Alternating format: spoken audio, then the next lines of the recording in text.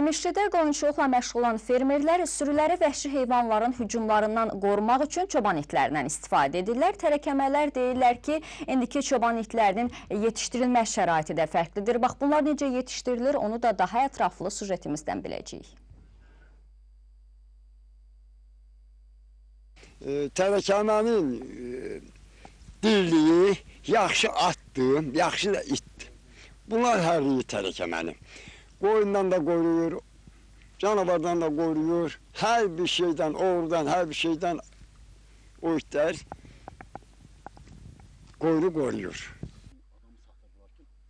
İmişlidə qoyunçuluq təsərrüfatı ilə məşğul olan İldırım Rüstəmov deyir ki, təsərrüfatlarını yırtıcı hücumlarından qorumaq üçün itlər bəsləyirlər.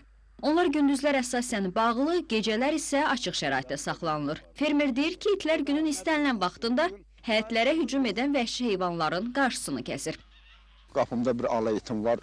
Keçən il 3 dənə çaqqal öldürmüşdü. 2 dənə canavarı yaralamışdı qapımda heyvanlara cuman vaxtı.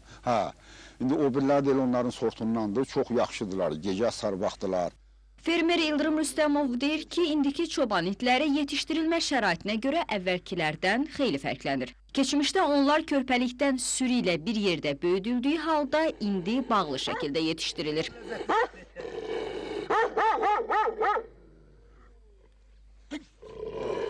Yaz açılıb, ota bıraxılan vaxtı o küçükləri də quzun içində bıraxırdıq. Qoyun da yeni salırdı o itlərə. Qoyun o itlərdən ürküşmürdü. O itlərin elə örgədirdik ki, canavardan, oğrudan, əyridən, arxeyn olurdu ki, daha məsələn, bu itlər hər şeydən bu qoyunu qoruyacaqdı. Amma indiki itlər hamısı bağda olur, açılmır.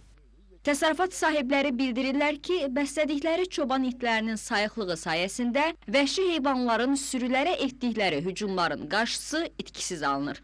Mirvari Nurlu, Mirəl Əkbər Hüseynov, İmişli.